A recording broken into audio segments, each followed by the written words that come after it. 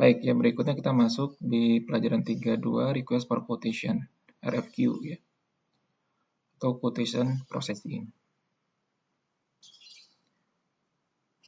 Secara garis besar sudah kita bahas di pertemuan sebelumnya bahwa proses pengadaan barang itu ada 3 aktivitas utama ya, yaitu purchase order, good receipt, dan invoice receipt. Ini 3 aktivitas utama yang ada di pengadaan barang ya. Namun ada aktivitas sebelum PO yang harus dilakukan ya, yang bisa ataupun tidak dilakukan ya, sifatnya opsional ya. Misalnya RFQ. RFQ itu request for quotation ya. Request for quotation ini adalah ketika misalnya kita membutuhkan penawaran dari vendor ya. Penawaran dari vendor terkait barang yang kita butuhkan. Ya, biasanya kondisi di mana untuk barang tersebut ya kita belum memiliki vendor ya, atau misalnya kita akan mencari vendor yang baru untuk barang yang kita harapkan. Nah, jadi kita lakukan yang namanya RFQ ya, Request for Quotation. Transaksinya adalah ME41 ya. Nah, kemudian ini RFQ atau ME47 ya untuk quotation ya, maintain ya. Nah, request for quotation ini ya dilakukan ya oleh bagian pengadaan ya, oleh bagian pengadaan ya. Bagian pengadaan kemudian ada dalam proses misalnya mencari supplier ya. Kemudian kita akan mengirimkan misalnya request for quotation kepada vendor-vendor yang diharapkan nanti akan memberikan penawaran ya, penawaran barang ya, termasuk harga barang dan misalnya waktu pengiriman yang disebut dengan quotation ya. Nah, request for quotation ini ya kita bisa dengan reference ya, atau tanpa without reference ya. Dan request for quotation ini bisa jadi ada aktivitas ataupun dokumen yang mendahuluinya, yaitu adalah purchase requisition. Purchase requisition ini adalah dokumen ya, kebutuhan barang ya dari pihak-pihak ataupun departemen-departemen yang terkait ya, yang membutuhkan barang tersebut. Tapi ketika pembuatan purchase requisition ini belum ada vendor atau belum ada price ya harganya. Jadi purchase requisition itu misalnya sebuah departemen, misalnya bagian produksi ya, dia membutuhkan sebuah material ya, kemudian dikirimkan ke bagian logistik ya atau bagian pengadaan untuk melakukan pengadaan material tersebut. Nah, biasanya di dokumen purchase requisition itu belum ada vendor dan price ya. Nah, sehingga bagian pengadaan ya melakukan pencarian vendor ya. Misalnya ketika vendor itu belum ada, atau mencari vendor baru lah misalnya untuk mencari harga yang lebih kompetitif. Nah, maka dibuatlah RFQ ya, request for quotation ya. Request for quotation ya. Atau tanpa referensi ya. Nah, bisa jadi langsung aja dibuat tanpa ada purchase requisition, misalnya kita langsung bikin RFQ. Nah, request for quotation ini dikirimkan misalnya ke vendor-vendor yang diharapkan nanti akan mengirimkan penawaran atau dalam bentuk quotation ya. Diharapkan akan mengirimkan quotation. Nah, nanti quotation ini akan di-maintain ya, akan dimasukkan ya. Akan dimasukkan kemudian ke dalam sistem, kemudian nanti akan dianalisis ya, misalnya dilakukan perbandingan harga. Penawaran mana yang paling menguntungkan? Misalnya paling murah ya. Nah, kemudian dipilih ya dari quotation masuk itu vendor mana yang kemudian diterima ya, atau quotation-nya ya, penawarannya. Kemudian kalau sudah ada agreement, sudah ada kesepakatan, maka dilakukan PO misalnya, purchase order. Nah, bagi quotation dari vendor yang tidak dipilih ya, tidak terpilih, nah itu kita bisa melakukan penolakan atau rejection ya. Seperti itu ya.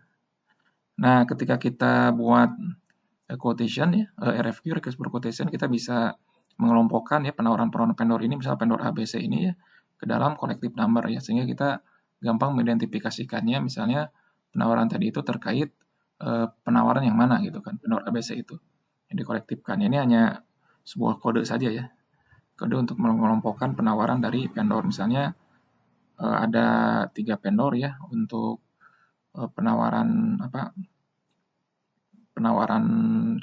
dari RFQ itu ya, RFQ tertentu ya, kemudian kita kelompokkan ya dalam satu collective number. Nah, ketika melakukan request for quotation ya, kita kan ada master data vendor ya, ada master data vendor. Nah, master pada vendor itu ya secara umum di sini ada dua ya. Jadi ada vendor master data standar ya. Ada one time vendor ya. One time vendor ya. One time vendor ini adalah vendor yang hanya transaksi sekali dengan kita ya, atau jarang melakukan transaksi ya. Sehingga kita tidak perlu melakukan atau memaintain master datanya secara khusus untuk satu vendor tersebut. Yang biasa dikelompokkan dalam satu vendor, misalnya one time vendor istilahnya ya. Nah, sehingga taruhlah misalnya 1950 ini dalam one time vendor ya, account group untuk one time vendor ya. Nah,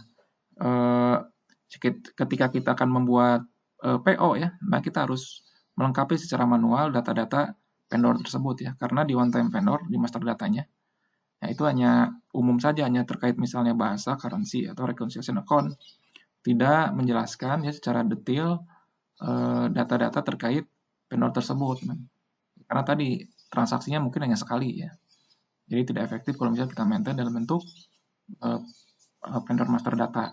Jadi ketika ada vendor tersebut melakukan transaksi, yang misalnya tadi dalam konteks misalnya penawaran harga ya, nah kita lengkapi data-data yang belum ada di purchasing dokumen. Nah, begitu juga ketika membuat invoice ya, bank datanya itu kita juga lengkapi ya, karena memang tidak ada di one time vendor master data ini. Nah, beda kalau misalnya vendor master datanya ada, misalnya seperti vendor ini ya, 7711 ya, karena lengkap ya kita tidak usah secara manual ya melengkapi misalnya data-data terkait vendor ataupun data-data terkait yang dibutuhkan di invoice ya untuk vendor tersebut. Nah, itu one time vendor ya. One time vendor tadi adalah vendor yang memang transaksi dengan kita, dengan perusahaan mungkin yang sekali atau jarang, sehingga tidak perlu di-maintain secara khusus dalam satu vendor master data, tapi dikelompokkan ya dalam account group yang namanya one time vendor.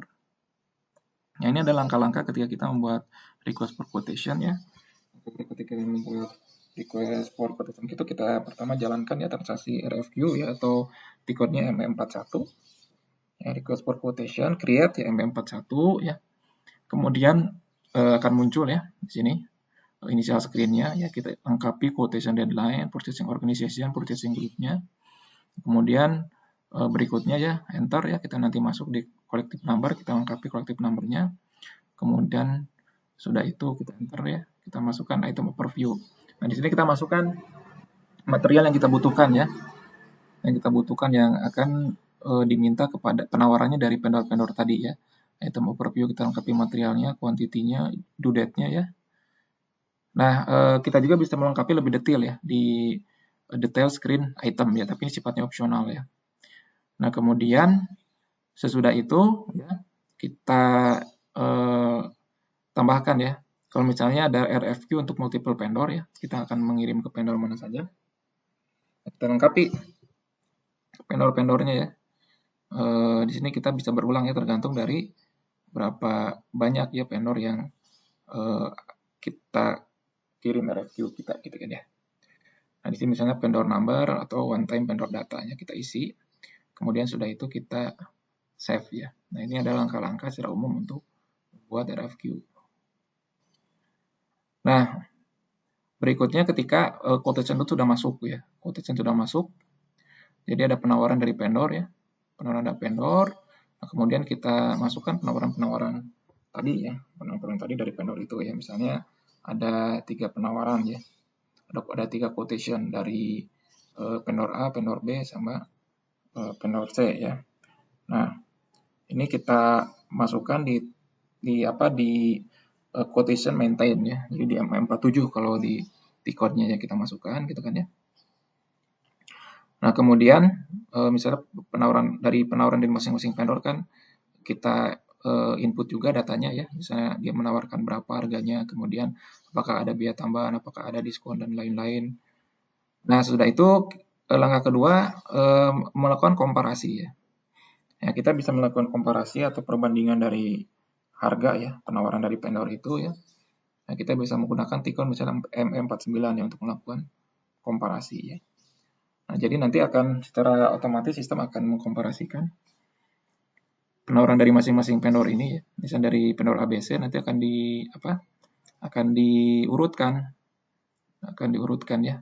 Mana yang kemudian paling menguntungkan ya bagi perusahaan ya. Nah, sudah itu bagi yang kemudian ditolak nanti akan rejection ya, reject quotation ya.